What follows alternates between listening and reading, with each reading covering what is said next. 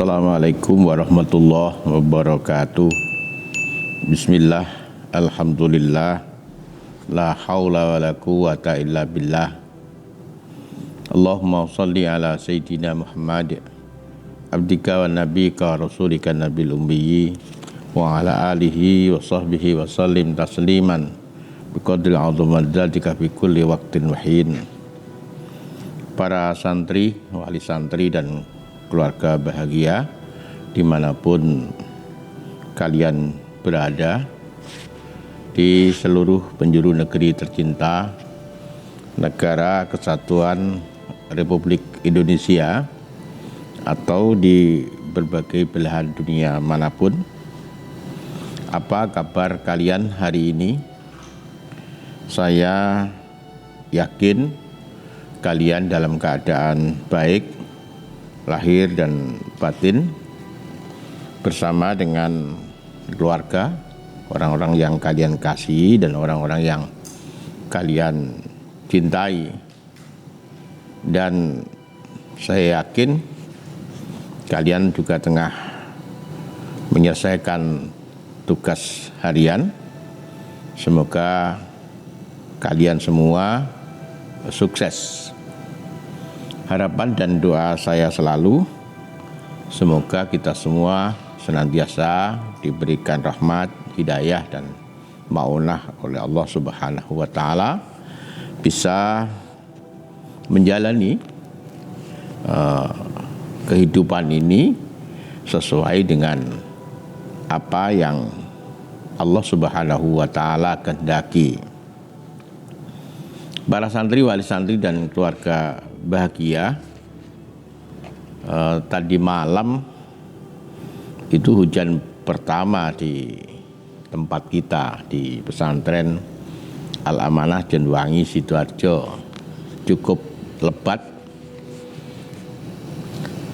Setiap kali hujan pertama membahagiakan karena kita agak lama menunggu dalam suasana yang panas,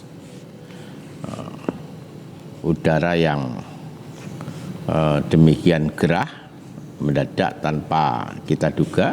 Di malam hari hujan cukup lebat dan di pagi hari kita bisa melihat tanah yang basah, aneka tumbuhan yang kelihatannya berbahagia karena disiram dengan air yang cukup banyak. Biasanya juga disiram, cuma tidak sebanyak ketika yang menyiram adalah air hujan. Kita berharap hujan kali ini adalah hujan yang membawa keberkahan, bukan hanya di desa kita, tapi di seluruh penjuru negeri kita ini. Para santri, wali santri dan juga keluarga bahagia, perkenankan saya menyampaikan kalimat dari seorang ulama, Sumaid bin Ajlan, di dalam kitab Khilyatul Auliya wa Tabaqat al-Asfiya. Sesungguhnya Allah menjadikan kekuatan terbesar bagi seorang mukmin itu berada di dalam hatinya, bukan berada pada anggota tubuhnya. Kata beliau, tidakkah kau perhatikan seorang kakek-kakek yang secara fisik sudah lemah, akan tapi mampu berpuasa dalam jumlah sangat banyak dan mampu melakukan sholat sunnah pada malam hari, sementara pemuda yang secara fisik kuat namun tidak dapat melakukannya. Kalimat ini bisa menjadi bahan introspeksi. Apakah hati kita memang benar-benar diberikan kekuatan oleh Allah sehingga kita banyak melakukan hal-hal terbaik di dalam kehidupan kita dan mampu meninggalkan hal-hal yang tidak berkualitas, hal-hal yang kurang baik. Semoga kita bisa mengamalkannya.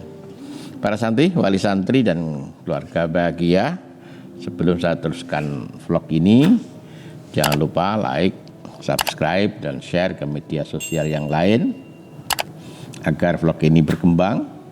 Kalau ada nilai-nilai baik, kalimat-kalimat positif, informasi yang baik akan bisa dibaca, didengar, dan dilihat oleh banyak orang. Tentu manfaatnya bisa menjadi lebih luas dan lebih besar.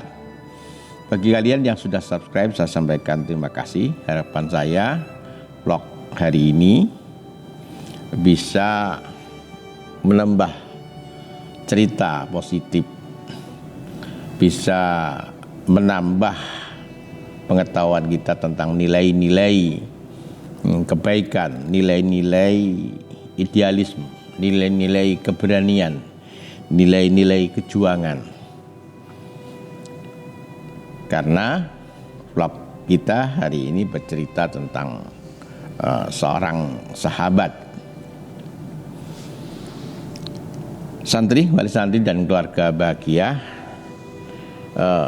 Khalid bin Walid adalah salah seorang sahabat Nabi yang sangat luar biasa. Setiap kaum muslimin hari ini, walaupun tidak detail, pasti pernah mendengar nama sahabat Khalid bin Walid, bahkan mungkin juga akrab dengan gelaran mulianya, yaitu Saifullah, pedangnya Allah. Khalid bin Walid masuk Islam tidak di generasi pertama. Saat itu Rasulullah sudah ada di Madinah, dan perkembangan Islam sedikit demi sedikit mulai terus ke depan, pengaruhnya semakin meluas. Kalimat-kalimat yang disampaikan oleh Nabi semakin mudah ditangkap oleh akal sehat kaum Quraisy, termasuk diantaranya adalah Khalid bin Walid. Suatu ketika dia duduk sendirian dan merenungi kehidupan dirinya dan juga melihat, membaca apa yang dijalani Nabi Shallallahu Alaihi Wasallam. Setelah berhari-hari merenung, akhirnya Khalid bin Walid mengambil keputusan untuk pergi ke Madinah dan masuk Islam. Di dalam perjalanan ia bertemu dengan Utsman bin Thalhah bersama dengan juga Amr bin As. Ketiganya berangkat bersama-sama menuju Madinah untuk berbaiat, untuk memeluk agama Islam di hadapan Nabi Shallallahu Alaihi Wasallam. Nabi Shallallahu Alaihi Wasallam bergembira atas kedatangan Khalid dan saudara-saudaranya. Bahkan Nabi juga mengatakan, dulu saya membayangkan Islam bisa dikuatkan oleh orang yang sangat cerdas seperti Khalid, dan hari ini apa yang saya impikan dikabulkan oleh Allah Subhanahu wa taala. Maka Khalid bersyahadat di hadapan Nabi dan berbaiat kepada Nabi, sama juga yang dilakukan oleh Utsman bin Thalhah dan Amr bin As. Sejak itu Khalid menjadi bagian penting dari umat Islam, bagian penting dari kaum muslimin, bagian penting dari tentara-tentara kaum muslimin yang digerakkan di berbagai tempat untuk berdakwah, untuk menghadapi orang-orang yang tidak suka terhadap perkembangan agama Islam. Para santri, wali santri dan keluarga bahagia, memang ketika bercerita tentang Khalid bin Walid, kita tidak bisa hanya membatasi 10-20 menit, karena bercerita tentang beliau adalah bercerita tentang seorang panglima yang di dalam setiap pertempurannya tidak pernah kalah. Bahkan hal yang paling mustahil sekalipun berhasil beliau balik menjadi sebuah kemenangan. Dan di dalam setiap pertempuran dan kemenangan ada rangkaian kecerdasan, rangkaian keberanian, rangkaian kreativitas yang sangat luar biasa, sehingga kalau itu diceritakan memerlukan waktu bisa berjam-jam, bahkan mungkin berhari-hari. Oleh karena itu, dalam kesempatan yang berbahagia ini, kita tidak terlalu banyak dan terlalu detail tentang Khalid bin Walid. Para santri, wali santri dan juga keluarga bahagia bisa mengakses langsung di dalam sejarah, dalam kisah-kisah sahabat yang sekarang sudah banyak di toko-toko buku. Waktu itu Rasulullah Shallallahu Alaihi Wasallam mengumpulkan kaum muslimin untuk menyiapkan diri berjihad. Maka berbondong-bondong kaum muslimin berkumpul dan tidak terduga ada 3.000 kaum muslimin yang berkumpul. Jumlah yang pada waktu itu belum pernah kaum muslimin berkumpul di satu tempat lebih dari jumlah itu. Kemudian Rasulullah SAW memberikan nasihat dan mengangkat panglima pada saat itu. Mengingat begitu besar tantangan yang dihadapi, maka Rasulullah SAW memilih panglima, yaitu Zaid bin Haritsah. Kalau Zaid bin Haritsah gugur, maka akan digantikan oleh Ja'far bin Abi Thalib. Kalau Ja'far bin Abi Thalib gugur, akan digantikan oleh Abdullah bin Rawahah. Pasukan itu bergerak dengan sangat gagah, sangat bersemangat, karena di dalam diri setiap prajurit tertanam sebuah keinginan untuk bisa mati syahid atau hidup mulia. Tidak terduga jumlah pasukan musuh ternyata sangat besar, lebih dari 200.000. Jadi sekitar 66 kali jumlah kaum muslimin. Mau tidak mau di sebagian hati kaum muslimin muncul rasa gentar, rasa takut dan khawatir. Tapi Zaid bin Haritsah, Ja'far bin Abi Thalib, Abdullah bin Rawahah berhasil meyakinkan kaum muslimin sehingga mereka tetap penuh keyakinan untuk menghadapi situasi yang sangat sulit itu. Benar, pertempuran memang terjadi, pertempuran yang tidak seimbang memang terjadi. Umat Islam, tentara Islam terkepung dengan kepungan yang luar biasa. Tentara musuh pada saat itu punya keyakinan besar untuk bisa menghancur leburkan kaum muslimin karena jumlahnya sedikit dan mereka sudah terkepung dengan kepungan yang sangat rapat, sehingga satu persatu panglima yang dipilih oleh Rasulullah SAW meninggal. Khalid bin Haritsah meninggal dunia, kemudian diganti Ja'far bin Abi Thalib juga wafat, kemudian diganti oleh Abdullah bin Rawahah juga demikian. Mereka bertiga meninggal sebagai syuhada, meninggal dengan penuh herois, meninggal dengan jiwa kepahlawanannya. Para santri, wali santri dan keluarga bahagia, ada terjadi kebingungan pada saat itu karena betul-betul pertempuran tidak seimbang.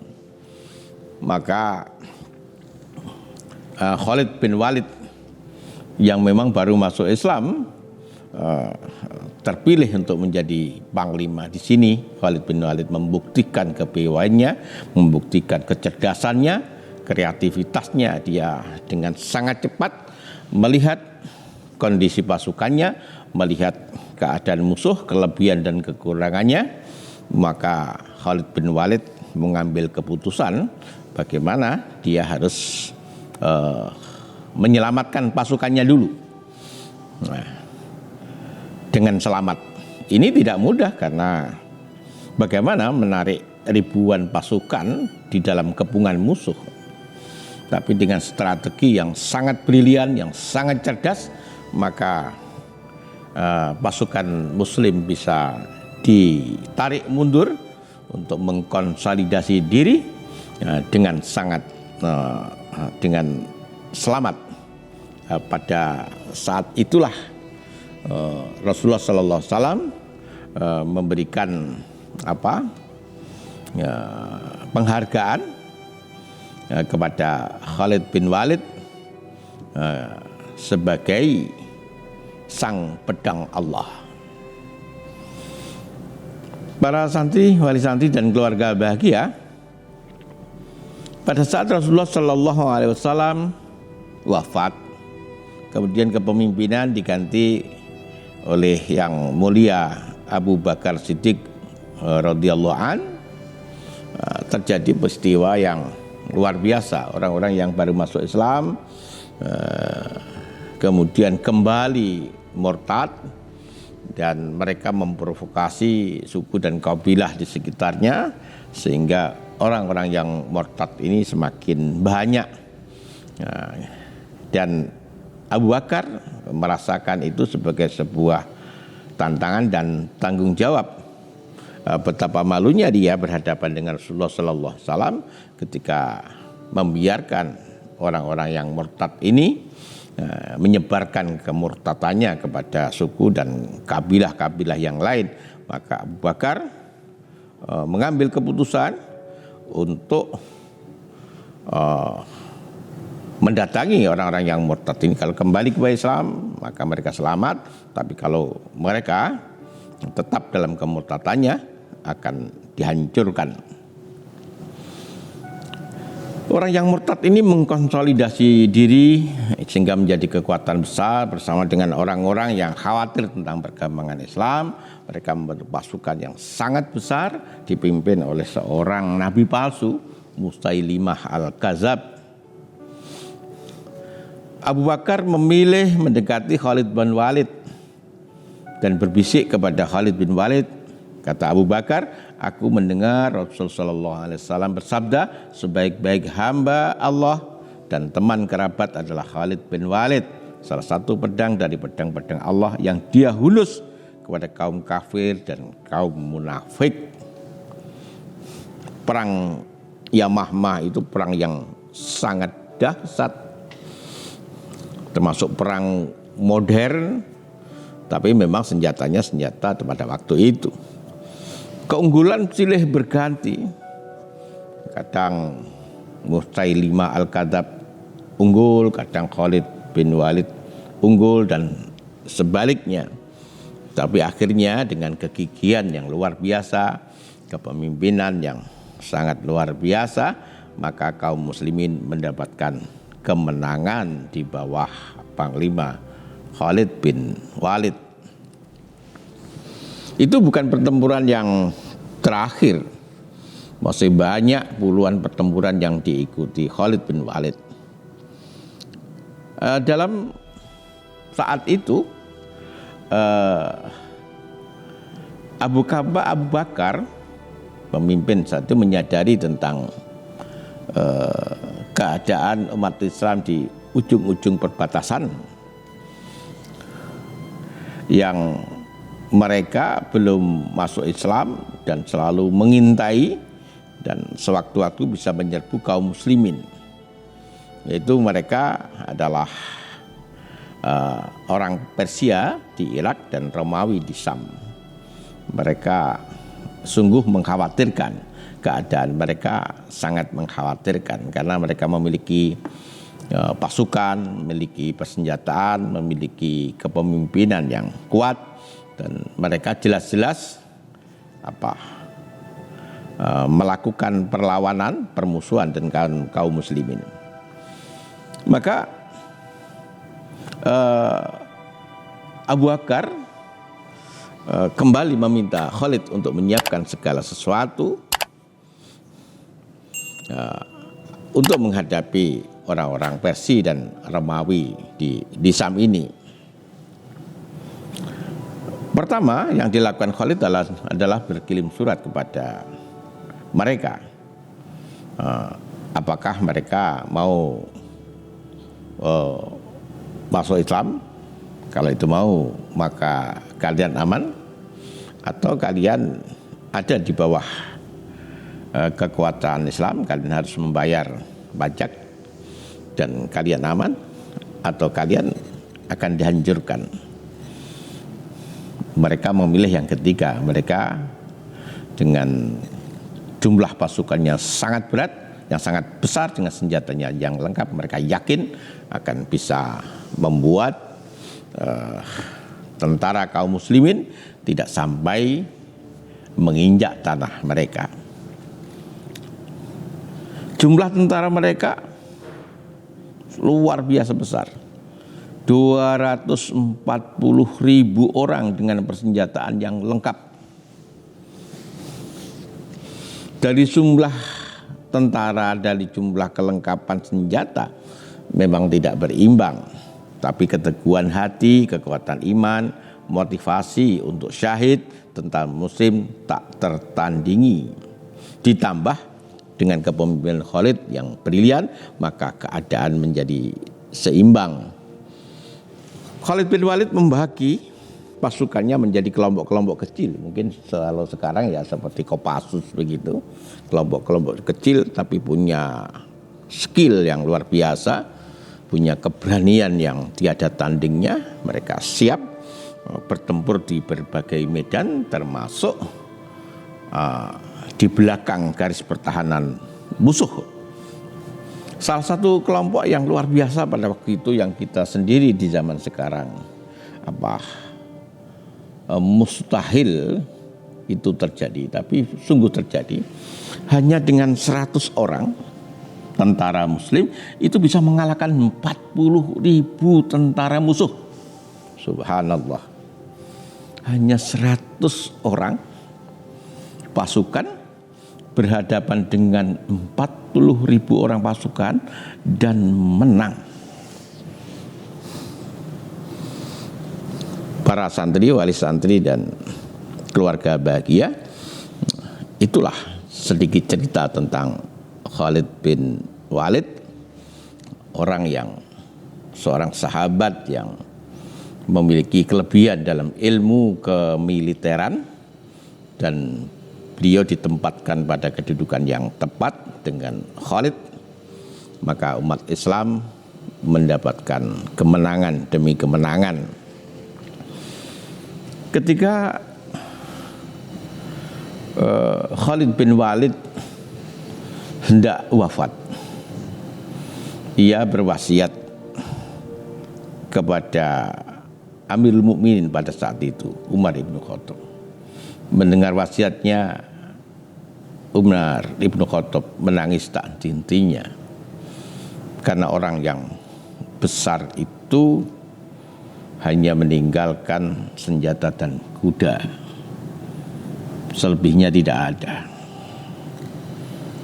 Impiannya, cita-citanya, idealismenya hanya ingin memenangkan Islam, hanya ingin menegakkan kebenaran, selebihnya tidak ada. Yang ia sukai hanyalah bersama dengan orang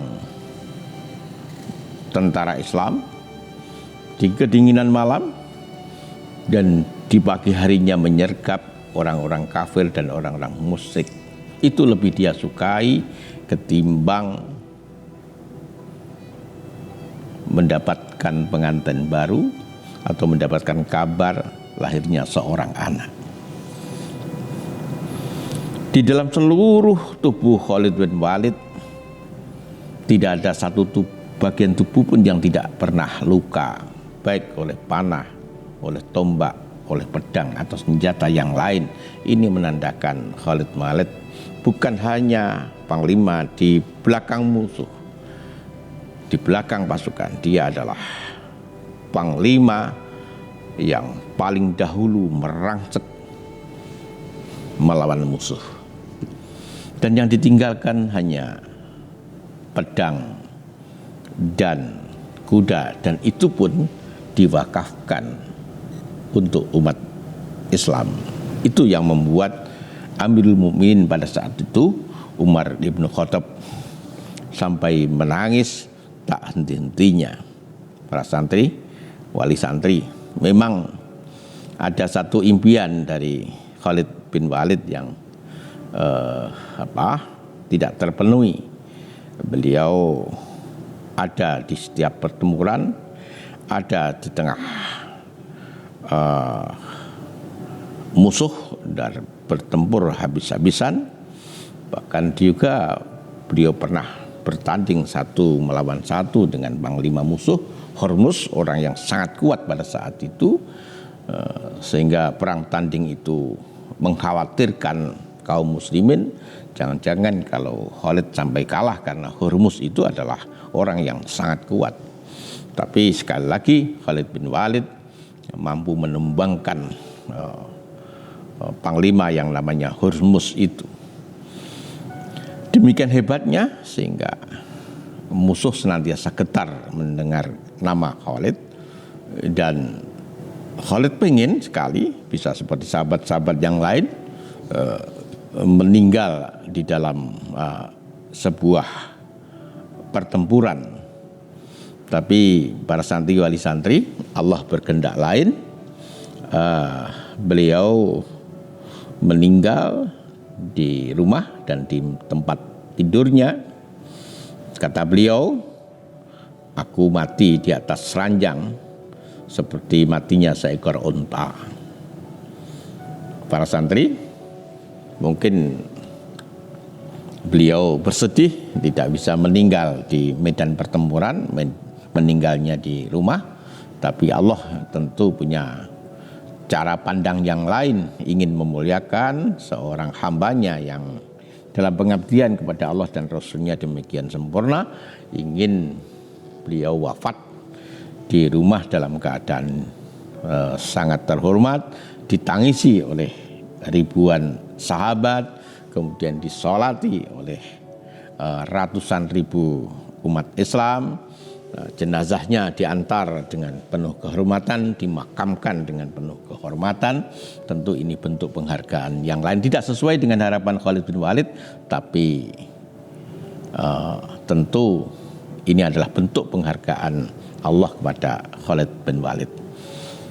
Demikian cerita tentang Khalid bin Walid. Moga-moga menginspirasi kita tentang seorang yang demikian luar biasa dalam ikhtiarnya menegakkan kebenaran, menyebarkan agama Islam. Akhiran, Assalamualaikum warahmatullahi wabarakatuh.